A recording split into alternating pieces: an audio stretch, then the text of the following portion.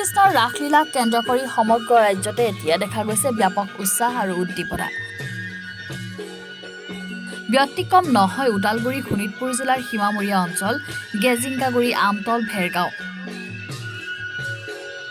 ঐতিহ্যমণ্ডিত মহামুনি মন্দিৰ প্ৰাংগণত এইবাৰ উদযাপন সমিতিয়ে বৰ্ণাঢ্য কাৰ্যসূচীৰে দুদিনীয়াকৈ আয়োজিত কৰিছে মহাৰাস। আজি মহাৰাসৰ প্ৰথমটো দিন।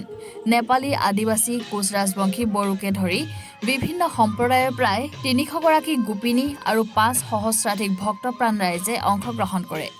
খোল, তাল, বাঁহীৰ সুৰত দ্বিতীয় বৈকুণ্ঠলৈ পৰ্যবেসিত হৈছে গেজিংকাগুৰি আমতল ভেৰগাঁৱৰ ঐতিহ্যমণ্ডিত মহামুনি মন্দিৰৰ ৰাসৰ বাকৰি। সকলো বিভিন্ন ভাষাভাষী মানুহে স্বতঃস্ফূৰ্তভাৱে এই ৰাস অনুষ্ঠানটি কৰিবৰ কাৰণে আগবাঢ়ি আহিছে আৰু এই মন্দিৰটো আমাৰ উমৈহতীয়া অনুষ্ঠান, বিভিন্ন ভাষাভাষী মানুহৰ এক উমৈহতীয়া অনুষ্ঠান।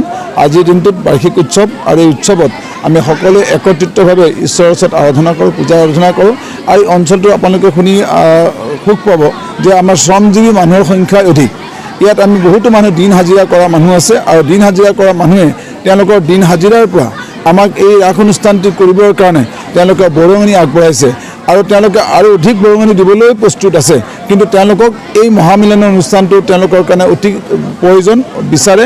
তেওঁলোকে সদায় প্ৰতি বছৰে যাতে এনেধৰণৰ অনুষ্ঠানৰ জৰিয়তে ইয়াত এটা আনন্দৰ, এটা একতাৰ মনোভাৱে একত্ৰিত ভাৱ সৃষ্টি হয়, তাৰ কাৰণে তেওঁলোকৰ সদায় এটা মনোভাৱ আছে। তাৰোপৰি আমাৰ আৰু আপোনালোকে শুনি ভাল পাব যে আমাৰ ইয়াত হিন্দু ধৰ্মাৱলম্বী মানুহৰ উপৰিও বাকী বেলেগ খ্ৰীষ্টান বা মুছলমান, ইছলাম আদি ধৰ্মৰ মানুহেও আমাক এই অনুষ্ঠানটো কৰিবৰ কাৰণে উৎসাহ উদ্দীপনা যোগাইছে।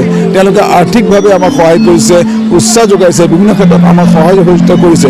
সেয়ে ভাবিছোঁ এই অনুষ্ঠানৰ জৰিয়তে আমি সমাজখনক বা আমাৰ গোটেই মানুহখিনিক অঞ্চলটোক একত্ৰিত কৰিব পাৰিছোঁ আৰু মহাপুৰুষ দুজনাই যি আমাক দি থৈ গৈছে সেই তেওঁলোকৰ যি কামখিনিত আমি আগুৱাই নিবৰ কাৰণে সক্ষম হ'ব পাৰিছোঁ বুলি আমি আশা কৰিছোঁ। আমাৰ যি ৰাস মহোৎসৱ হয়, এই ৰাস মহোৎসৱত এই অঞ্চলৰ বিভিন্ন ধৰণৰ ভাষা ভাষী ৰাইজে আহি আমাক সহযোগ কৰে, উপস্থিত কৰে। গতিকে বৃহত্তৰ এটা অঞ্চল সামৰি যিহেতু আমি এই ৰাসখন আমি আয়োজন কৰিছোঁ, গতিকে এই ৰাসত ৩০০ গোপী হোৱাটো একেবাৰে স্বাভাৱিক।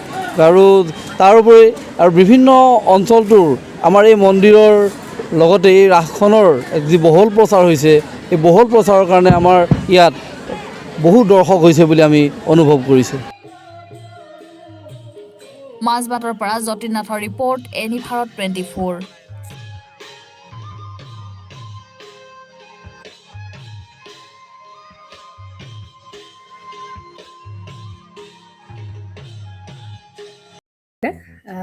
জুবিন গাৰ্গৰ গীতসমূহৰ ওপৰত আধাৰিত গানে কি আনে নামৰ এটা সুন্দৰ অনুষ্ঠান আপোনালোকৰ ওচৰলৈ আহি আছে অতি শীঘ্ৰে।